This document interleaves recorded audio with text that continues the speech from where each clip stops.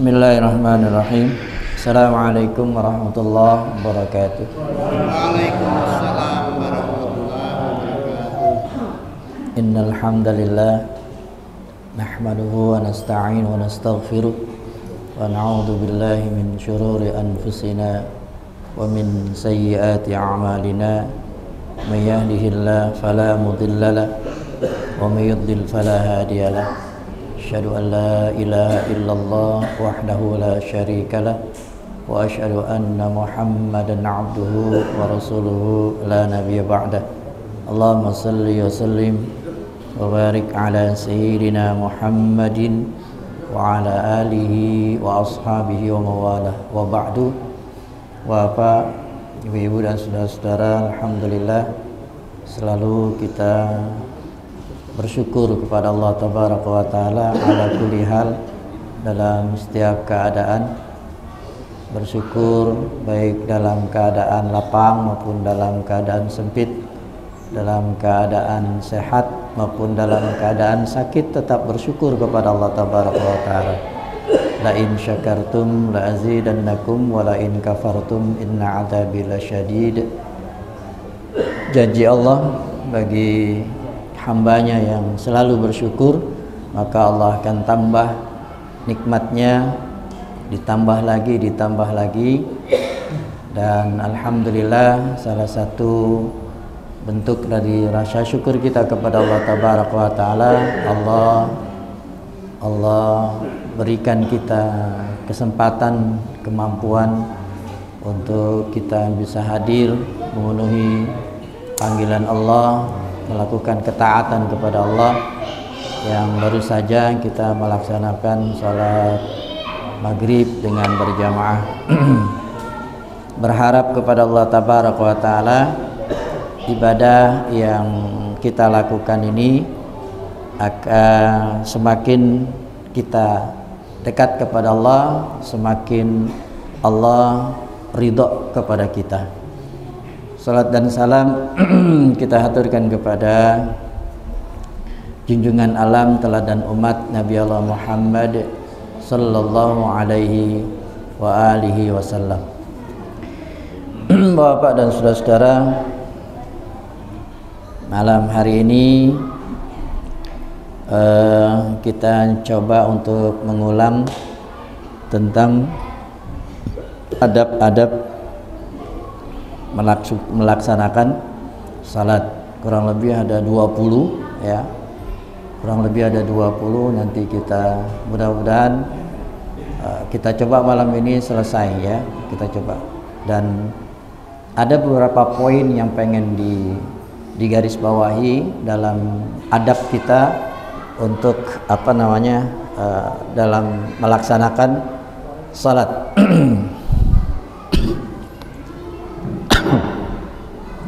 Ini buku kecil ini disusun oleh Abu Muhammad Ibnu Saleh bin Hasbullah. Kurang lebih beliau memberikan tulisan di sini ada 20 adab-adab kita melaksanakan salat. Bapak Ibu, kita tahu bahwa salat yang kita lakukan itu bukan cuma kita manusia yang melakukan salat, tetapi makhluk-makhluk Allah, ciptaan-ciptaan Allah yang ada di langit dan di bumi, semua juga melakukan salat. Jadi pada saat kita salat, makhluk-makhluk Allah yang lain juga ikut salat. Jin ya, sebagian jin ya, malaikat, binatang, tumbuh-tumbuhan, binatang dari yang paling gede sampai binatang yang nggak kelihatan yang paling kecil, termasuk virus, bakteri ya, tumbuh-tumbuhan, baik tumbuh-tumbuhan yang besar maupun tumbuh-tumbuhan yang kecil sekali. Bahkan yang sering kita injak-injak rumput misalnya ya, termasuk juga tanah, batu, angin, air, mereka semua juga sholat, mereka semua juga bertasbih kepada Allah Tabaraka wa Ta'ala.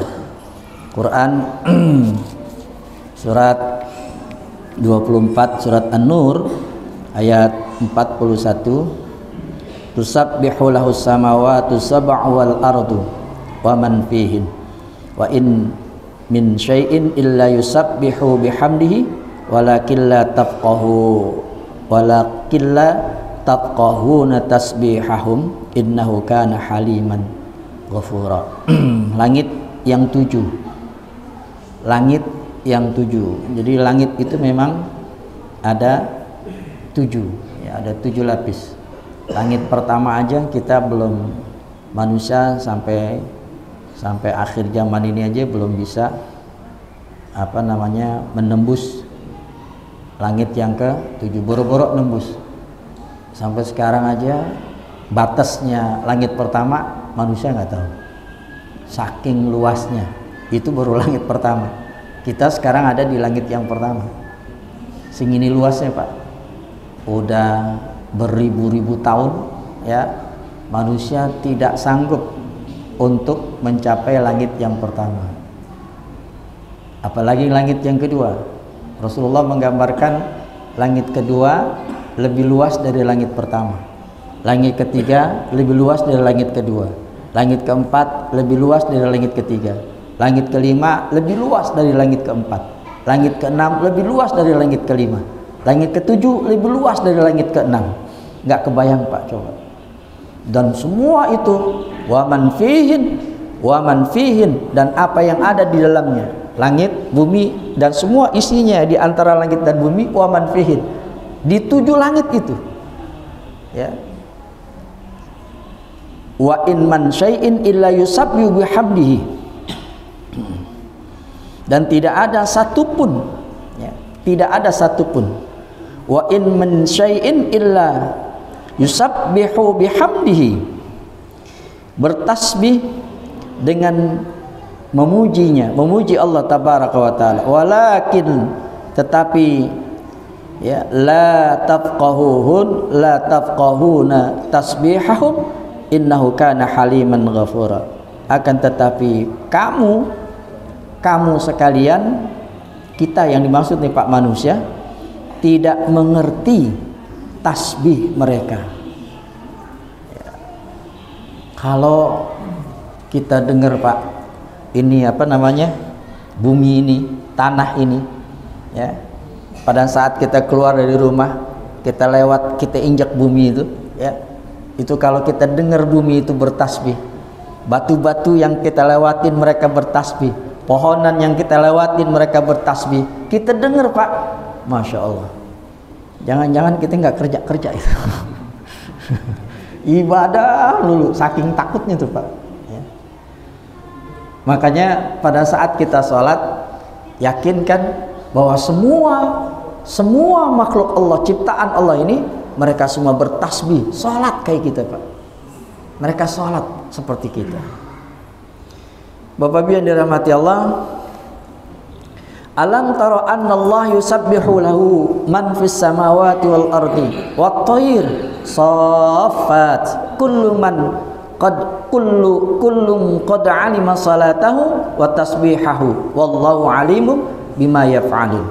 Tidaklah kamu tahu bahwasanya Allah kepadanya bertasbih apa yang ada di langit dan di bumi, dan juga burung ya, bahkan di sini Allah menyebutkan wat thair, dan juga burung, saffat, mengembangkan sayapnya ya. Kullun qad alima salatahu, masing-masing telah mengetahui cara salatnya, wa tasbihahum, dan tasbihnya. Jadi salat Pak ya. Tapi salatnya bedalah dengan salatnya kita manusia. Mereka salat Pak ya. Ini jelas nih ayatnya ya. Kullun qad alima salatahu wa tasbihahu, masing-masing telah mengetahui cara salat dan tasbihnya. Wallahu alimu bima yaf'alun, dan Allah Maha mengetahui apa yang mereka kerjakan.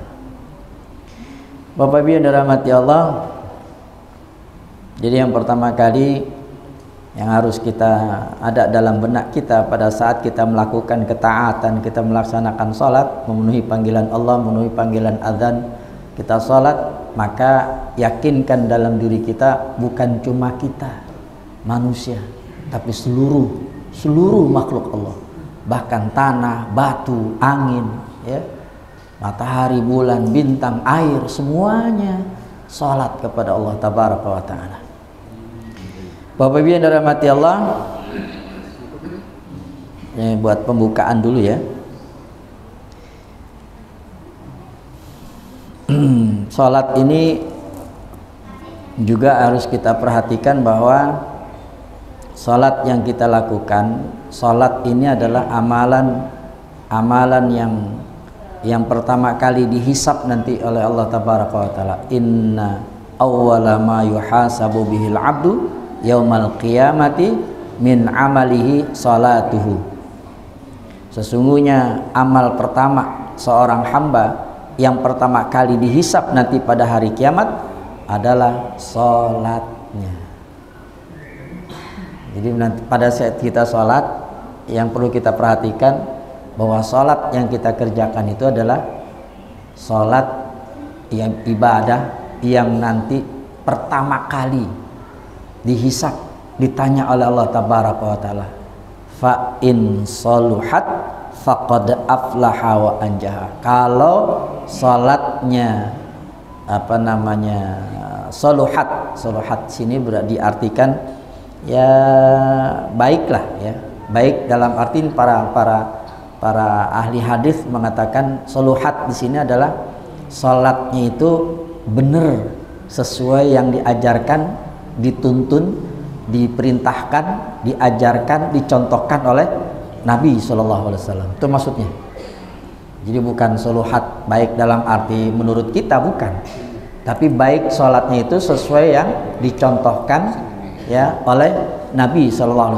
Contoh, sholat fardu yang 5 waktu, Nabi mencontohkannya sholat yang 5 waktu itu bagi yang laki-laki wajibnya adalah berjamaah. Jadi kalau dia sholat nih, dia sholat nggak pernah ketinggalan sholat 5 waktunya, tapi nggak berjamaah nih yang laki-laki, nggak berjamaah, berarti belum termasuk saluhat, belum termasuk baik sholatnya, ya, iya, belum termasuk baik sholatnya. Kalau dia kerjakan sholat 5 waktunya berjamaah di masjid sesuai yang dicontohkan sama Nabi, karena Nabi nggak pernah ninggalin sholat berjamaah, Bapak Ibu. Nabi nggak pernah ninggalin sholat berjamaah, bahkan sampai di akhir hayatnya mau meninggal dunia saja Rasulullah masih tetap sholat, padahal sakit luar biasa, sampai pingsan Pak, kan parah sakitnya, cukup parah Nabi itu, sampai pingsan, tapi tetap sholat. Bahkan waktu itu Nabi menunjuk Abu Bakar Siddiq untuk mengimami sholat jemaah. Para sahabat pada saat itu berpikir Nabi nggak akan ikut sholat berjamaah, tapi Nabi tetap keluar ikut sholat berjamaah. Subhanallah. Artinya apa? Nabi memberikan contoh kepada kita bahwa sholat yang benar, sholat yang saluhat, yang baik itu adalah sholatnya bagi laki-laki ya berjamaah. Sholatnya dilakukan dengan berjamaah. Kalau itu yang kita lakukan, kalau berjamaah kan berarti sholatnya tepat waktu, ya kan? Terus ya sesuai dengan yang pernah kita bahas tentang sholat berjamaah seperti apa, fadilah, keutamaannya, itu kita dapat semua. Nah, kalau ini kata Nabi, fa in saluhat, apabila salatnya baik dikerjakan, salatnya benar yang dicontohkan oleh Nabi sallallahu alaihi wasallam, Nabi menjamin nih, faqad, kata-kata Nabi ini di hadis ini Nabi mengatakan faqad, sungguh, pasti dia. Ya. Ada taukid di sini, ada penekanan. Faqad aflaha wa anjaha.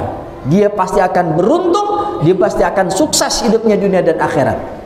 Tapi heran banyak di antara kita, banyak yang masih nggak percaya kalau orang melakukan sholatnya nih yang laki-laki, sholatnya sesuai yang dicontohkan sama Nabi, pasti dia akan mendapatkan keberuntungan, kesuksesan hidup dunia dan akhirat.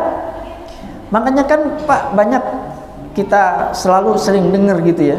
Bukan dengar lagi, memang hampir setiap ada apa ya, kayak share di WA apa kata segala macam ya.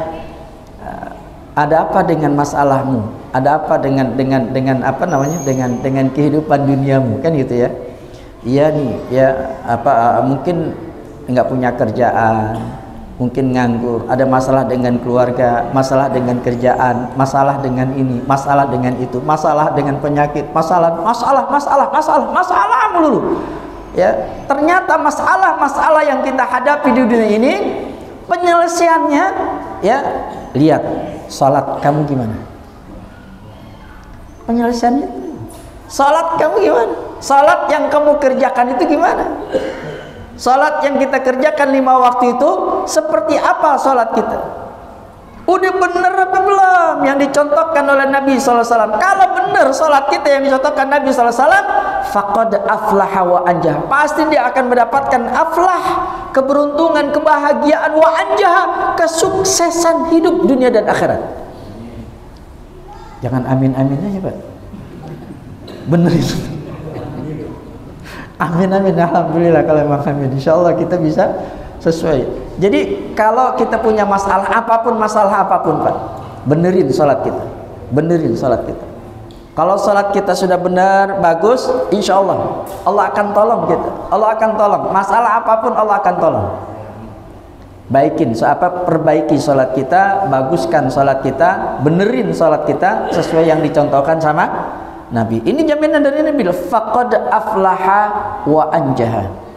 Wa in fasadat, nah ini nih, kalau salatnya fasadat, salatnya buruk, salatnya nggak bagus, salatnya nggak mencontoh Nabi SAW, asyik salatnya di rumah melulu, bahkan berjamaah dengan anak istrinya di rumah aja, padahal dekat sama denger azan, tapi enjoy, dia ngerasa bahwa itu udah bener, dia berjamaah kok dengan istrinya, dengan anaknya di rumah, dia ingin ngajarin anak-anaknya sholat berjamaah ya, kelihatannya bener tapi salah. Kenapa? Karena Nabi nggak mencontohkan begitu. Kalau Nabi mencontohkan begitu, azan, Nabi sholat bersama dengan anak dan istrinya di rumah, Nabi nggak datang ke masjid, tapi Nabi datang ke masjid. Walaupun dalam keadaan sakit parah, tetap Nabi ikut sholat berjamaah. Wa in fasadat, kalau sholatnya nggak sesuai dengan yang dicontohkan Nabi SAW, faqad khaba wa khasira, ya, maka dia akan mendapatkan keburukan, kejelekan, kerugian, kesengsaraan bahkan. Jadi jangan salahkan Allah ya, kalau misalnya hidup kita sengsara, hidup kita, kalau orang Betawi bilang belangsakan gitu ya. Belangsakan tuh kalau orang Betawi bilang belangsakan, udah kagak enak banget tuh hidup tuh. Belangsakan ya. Ya udah apa? Ya belangsakan gitu ya. Hidupnya udah nggak enak deh ya. Iya, udah berantakan segala macam. Jangan salahkan Allah. Salahkan diri kita. Lihat, sholat kita udah bener apa belum? Perbaikin sholat kita, perbaikin sholat kita. Jadi kata Nabi, wa in fasadat, kalau sholatnya buruk, sholatnya nggak baik, sholatnya nggak mencontoh Nabi SAW, faqad khaba wa khasira, maka dia akan mendapatkan kerugian, mendapatkan kesengsaraan ya.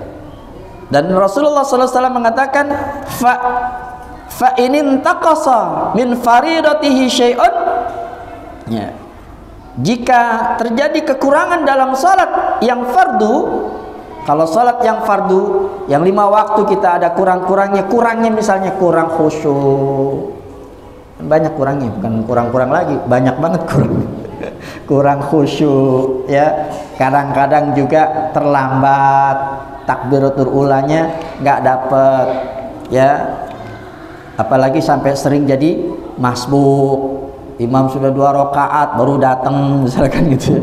Imam udah pengen salam baru datang kan gitu. Ya.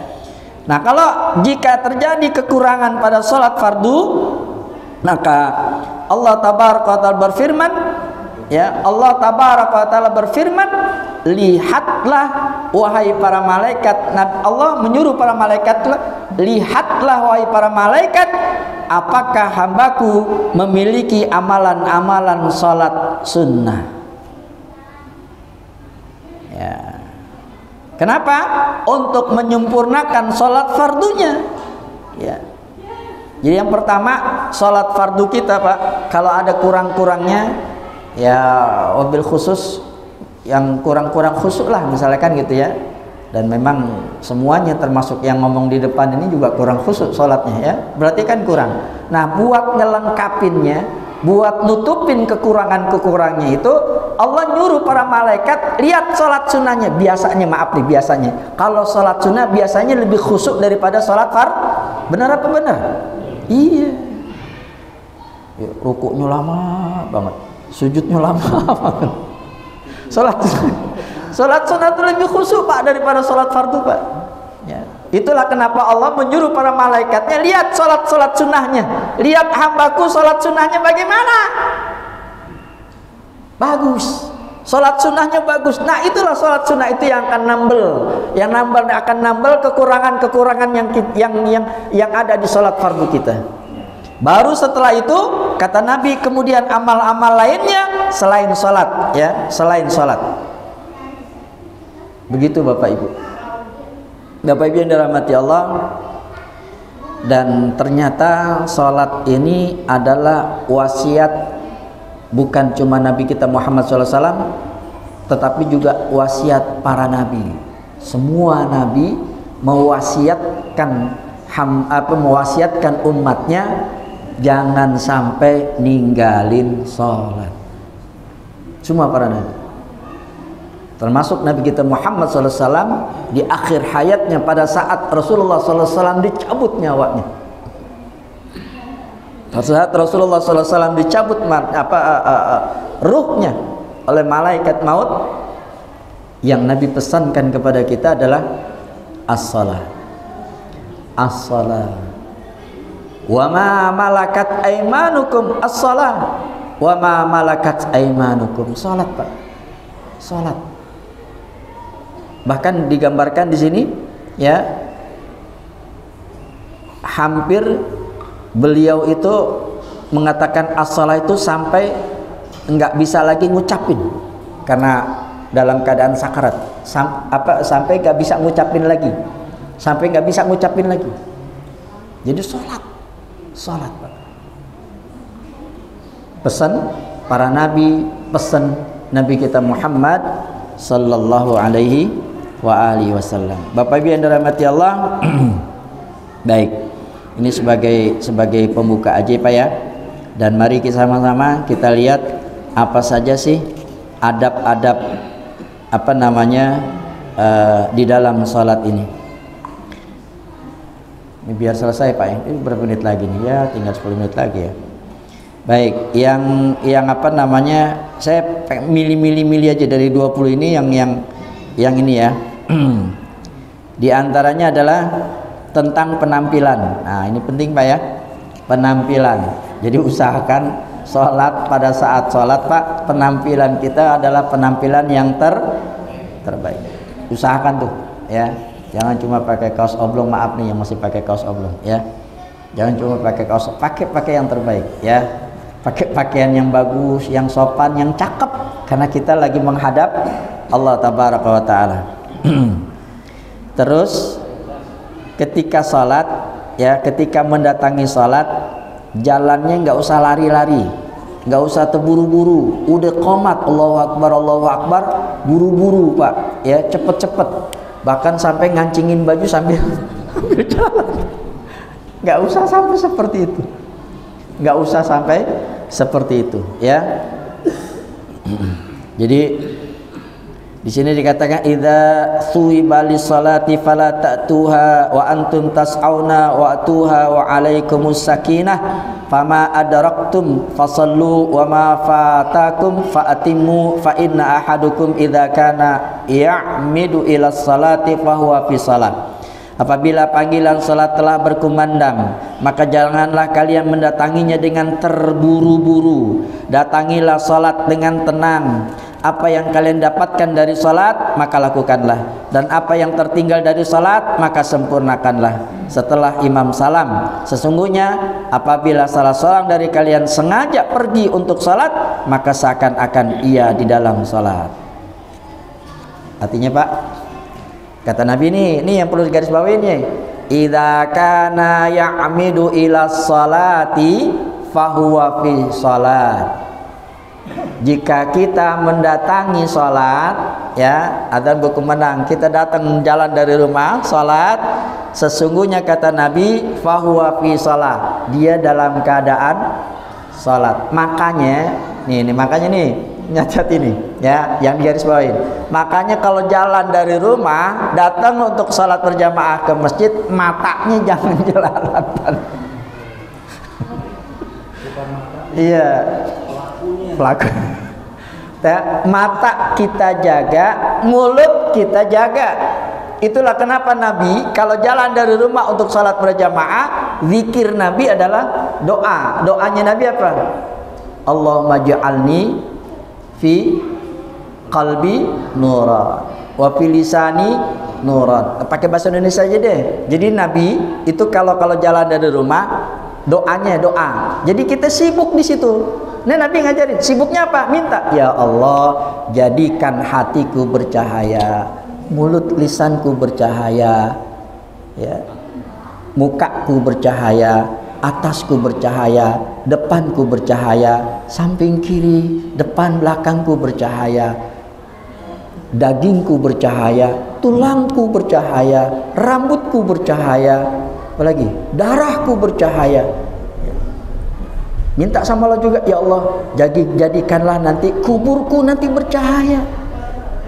Ya Allah, tambahkanlah cahaya kepadaku. Ya Allah, minta terus sama Allah, sehingga mata kita nggak jelalatan kemana-mana, mulut kita nggak menyumbar omongan-omongan pada saat. Ingat loh, ya, idza kana ya'midu ila salati, ya, jika seseorang sengaja pergi untuk melaksanakan salat, fahuwa fi salat, sesungguhnya dia dalam keadaan salat. Oke, paham? Udah ya? Nah, ini saya mau apa namanya di ini aja ya. Diacak-acak ya. Lalu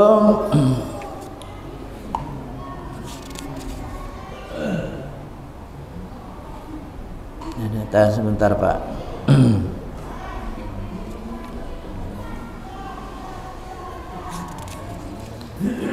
Nah, ini pentingnya tenang tumaknina dalam melakukan gerakan rukun-rukun salat, tidak cepat-cepat, tidak terburu-buru ya. Penting juga, kita udah sering dengar ya tentang ada seseorang yang salat lalu disuruh ngulangin salat. Udah salat salah, disuruh lagi ngulangin salat ya. Karena memang apa namanya tidak tumakninah. Tumakninah itu gini Pak, gambarannya tumakninah itu pada saat dia ruku, Allahu Akbar, itu benar-benar posisi rukunya benar-benar dapat, maksudnya udah benar-benar ruku ya, udah ruku benar-benar ruku, tek gitu ya, baru dia bangun. Enggak, bukan berarti itu selama tumakninah, bukan lama tumakninah itu kan tenang. Jadi maksudnya pada saat dia ruku tuh tek gitu, benar-benar posisinya udah ruku banget.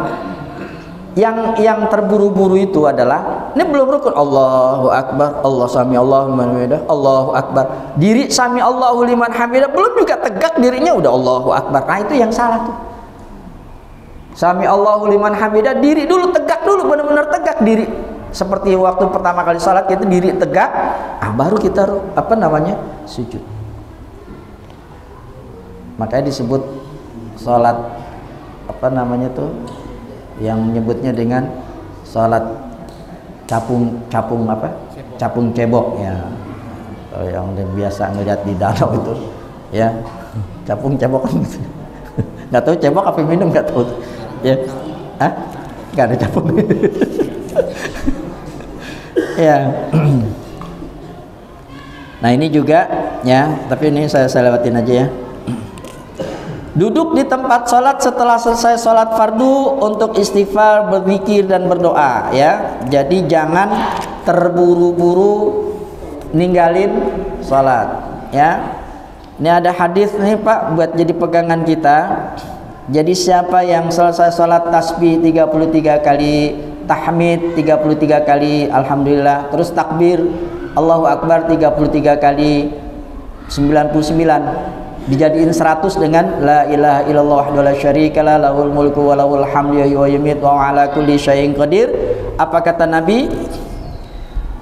Khatayahu ya, ghufirat khatayahu, diampuni dosa-dosanya, wa in kanat mithla zabadil bahar, walaupun dosanya itu sebanyak buih di lautan. Rugi kan Pak? Dosanya diampunin walaupun sebanyak buih di lautan. Jadi kalau ada orang habis sholat kagak baca enggak baca tasbih subhanallah 33 kali, enggak baca tahmid alhamdulillah 33 kali, enggak baca takbir 33 kali, ditutup dengan la ilaha illallah wahdahu la syarikalah lahul mulku wa lahul hamdu wa yumiitu wa ala kulli syai'in qadir, rugi dia. Kenapa? Dia enggak mendapatkan keutamaan ya, ghufirat ya khataya, diampuni dosa-dosanya walaupun dosanya sebanyak buih di lautan. Maksud Nabi saking banyaknya dosa tuh diampunin sama Allah kalau dia selesai salat baca itu, zikir itu. Bapak Ibu yang dirahmati Allah, menunggu salat, setelah salat ini kayak kita nih habis salat maghrib nungguin salat isya sambil kita berzikir. Wal malaikatu tusalli ala ahadikum madama fi salatahu ya, fi musallahu malam yuhdith. Para malaikat selalu membacakan doa salah seorang dari kalian selama ia tetap di tempat sholatnya menunggu sholat berikutnya. Apa namanya? Selama malam yuhdith, tidak enggak batal wudunya. Jadi kalau batal wudunya, buru-buru wudu balik lagi ya. Nah, lalu ini Rasulullah SAW mengabarkan malaikat ini mendoakan Allah maghfir lahu wa marhamhu, ya Allah ampuni dia, ya Allah sayang. Ini kita lagi didoain sama malaikat nih Pak nih. Kita nih yang hadir di sini yang nungguin sholat isya, habis sholat maghrib nungguin sholat isya, malaikat doain kita Allah maghfir lahu, Allah marhamhu, ya Allah sayangin dia, ya Allah ampunin dia, terus malaikat doain ya. Baik, menjaga sholat sunnah rawatib ya, menjaga sholat sunnah rawatib. Ada yang tahu siapa yang dia sholat sunnah rawatib minimal 10, bagusnya 12 ya. Kalau 12 itu berarti juhurnya sebelum juhur 4, tapi kalau sebelum juhur 2 berarti 10 ya, minimal itu deh ya, minimal 10. Dijaga ini. Pahalanya apa Pak? Ada yang tahu di sini pahalanya apa? Ini kita biar tahu pahalanya, biar tahu fadilahnya, memotivasi kita supaya jangan sampai nggak ngerjain. Apa pahalanya? Ya Allah, tuh kata Pak Anwari, illa bunyalahu baitun fil jannah, dibangunin rumah di surga Pak. Masya Allah, 12 rakaat, 10 rakaat, satu rumah Pak di surga. Nah kita berhari-hari terus kita ngumpulin berapa rumah yang kita bangun di surga yang disediakan sama Allah di surga. Kalau Pak, logika aja ya. Kalau Nabi mengatakan siapa yang menjaga sholat rawatibnya, sholat rawatib itu sholat yang mengikuti sholat fardu sebelum atau sesudah sholat fardu. Kayak tadi setelah maghrib 2 rakaat, nanti setelah isya 2 rakaat ya. Lalu sebelum subuh 2 rakaat, sebelum juhur 2 rakaat atau 4 rakaat, setelah juhur 2 rakaat, sama udah ya. Nah itu kalau itu kita kerjakan, Allah bangunkan rumah di surga. Allah bangunkan rumah di surga. Artinya Pak, kalau kita udah dibangunin rumah di surga, masa iya kita kagak dimasukin ke dalam surga? Logikanya gitu kan? Benar apa benar? Hah? Orang kita dibangunin rumah Pak di surga, udah disiapin rumah kita di surga, masa iya Allah nggak masukin kita ke dalam surga? Subhanallah. Baik, lanjut ya. biar cepatan dikit. Ya, ada bunyi itu. Lalu ini tentang itu tanam. Baik.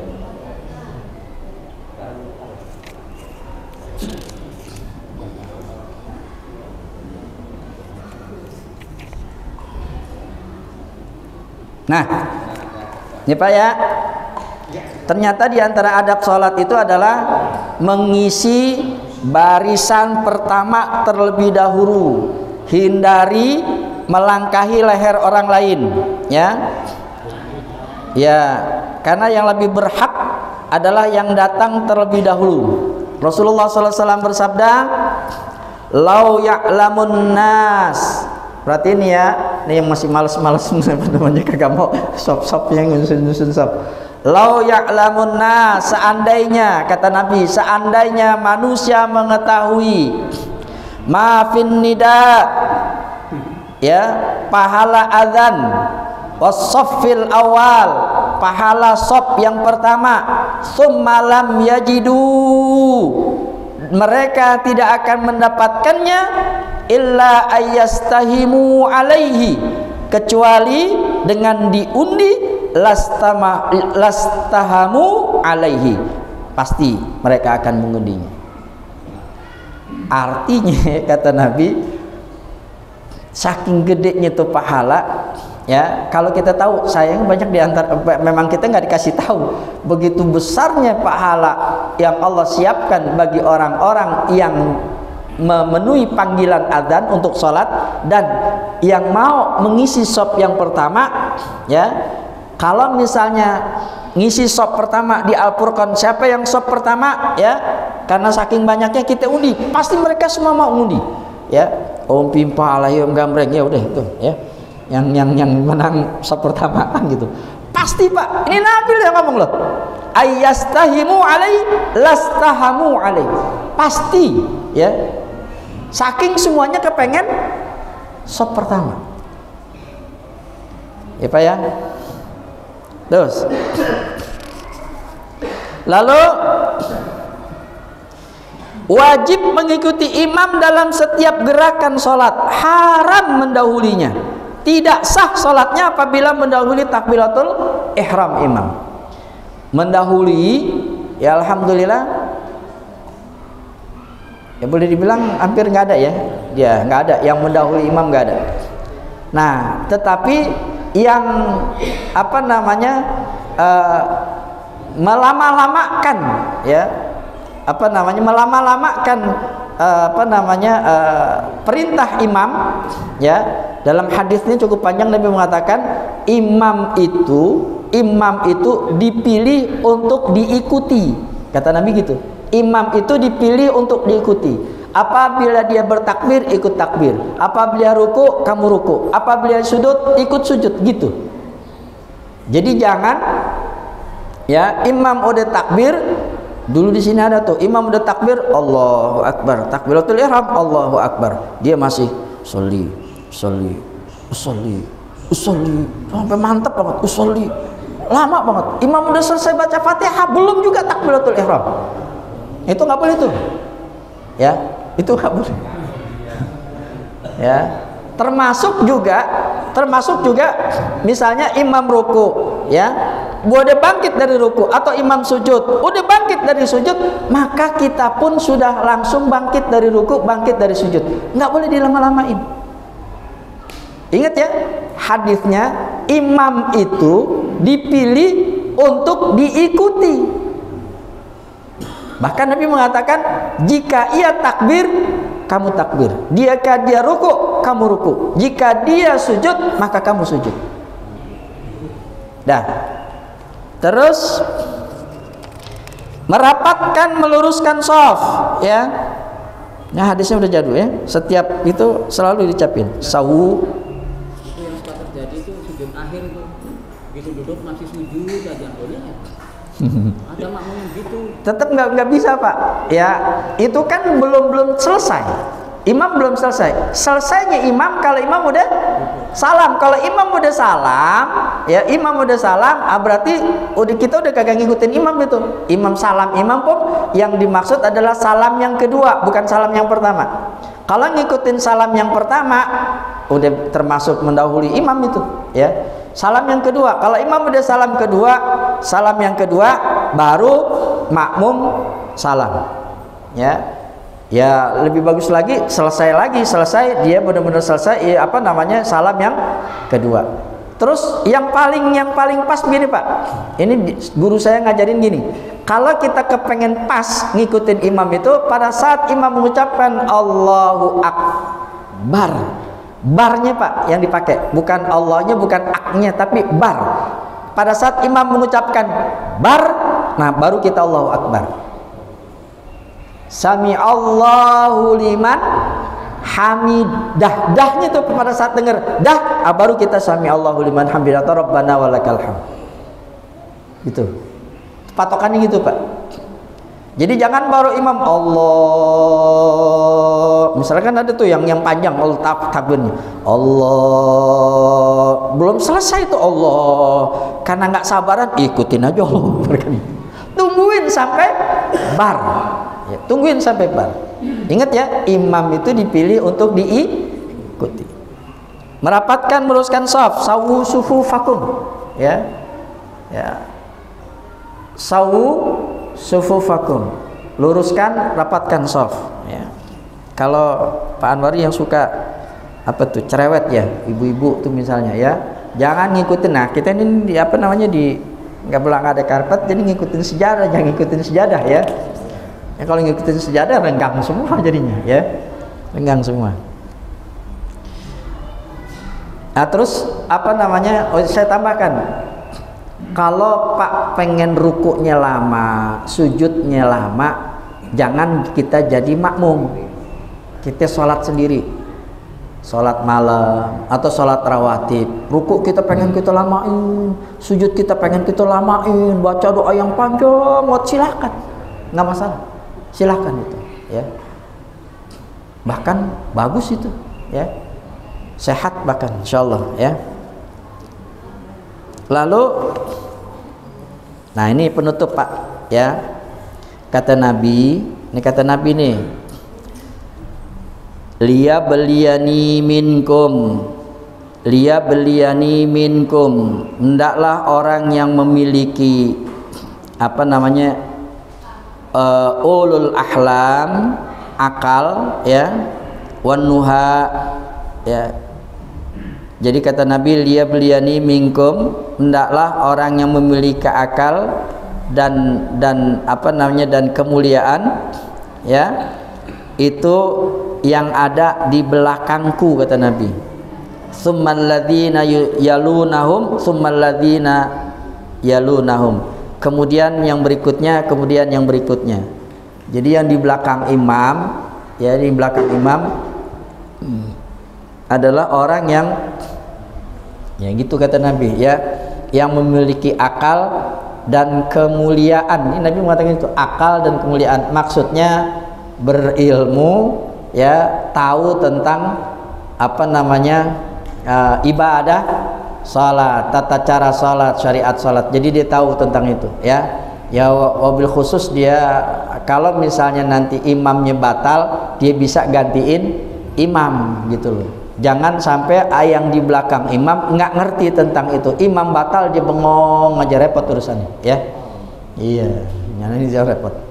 Makanya Nabi nyuruh yang di belakangku adalah orang yang punya akal dan kemuliaan. Setelah itu baru yang berikutnya. Terakhir, tidaklah segera pergi setelah sholat. Biasakan untuk membaca zikir yang dicontohkan oleh Rasulullah SAW ya, dan ini banyak sudah dicontohkan. Sekali lagi tentang pergi setelah salam, setelah sholat itu, setelah salam itu, ini masih banyak ya, masih banyak di antara kita yang meremehkan zikir setelah salat. Ini masih banyak di antara kita yang meremehkan zikir setelah salat, padahal itu nabi yang dosanya sudah diampuni, yang dijamin masuk surga, ya. Setelah sholat Nabi masih zikir, ya. Setelah sholat Nabi masih zikir. Masa kita yang dosanya banyak, yang nggak dijamin masuk surga, habis sholat kok yakin banget sholatnya udah bakal diterima sama Allah, diampuni dosanya? Enggak gitu juga, Pak. Ya, ikutinlah yang dicontohkan Nabi. Nabi aja selesai sholat zikir, Pak. Nabi selesai sholat zikir, masa kita kagak zikir? Maka selesai sholat usahakan zikir, Pak, yang dicontohkan oleh Nabi SAW. Baik, ini yang bisa saya sampaikan, mudah-mudahan bermanfaat, dan mari sama-sama kita tutup majelis kita dengan mangga Pak, silakan Pak. Itu salam tuh istighfarnya berapa kali? Pak Wali nanyain lagi. Selesai salam istighfarnya berapa kali? Yang dicontohkan Nabi, masyhur Pak, hadisnya sahih. Yang dicontohkan Nabi selesai salam istighfarnya 3 kali. 3 kali. Astagfirullah, astagfirullah, astagfirullah. Kalau mau ditambahin boleh astagfirullahaladzim, atau tambahin lagi astagfirullahaladzim alladzi la ilaha illa wal hayyul qayyum wa atubu ilaih. Boleh Pak, tapi 3 kali. Kalau pengen banyak setelah yang lain, kan kemarin di rumah Pak Abdul Halim tuh saya contohin tentang tukang roti, ya tukang roti, yang dicontohkan yang ditulis dalam kitabnya Imam Ahmad bin Hambal, ya kan, tukang roti lagi ngadonin roti, astagfirullah, astagfirullah, astagfirullah, berapa banyak itu kan, lama Pak ngadonin roti sampai astagfirullah, astagfirullah. Lagi roti, astagfirullah, astagfirullah, astagfirullah, kan gitu kan. Nah itu maksudnya istighfarnya yang seperti itu, banyakin, ya, 100 kali, 1000 kali, silakan istighfarnya pada saat seperti itu. Tapi kalau selesai sholat cukup 3 kali aja, ya, karena itu yang dicontohkan sama Nabi SAW. Baik Bapak Ibu yang dirahmati Allah, mari sama-sama kita tutup majelis kita dengan membaca dengan membaca kafaratul majlis. Subhanakallahumma bihamdika asyhadu an la ilaha illa anta astaghfiruka wa atubu ilaik. Lebih kurangnya mohon maaf. Hadanallahu wa iyyakum ajma'in. Assalamualaikum warahmatullahi wabarakatuh.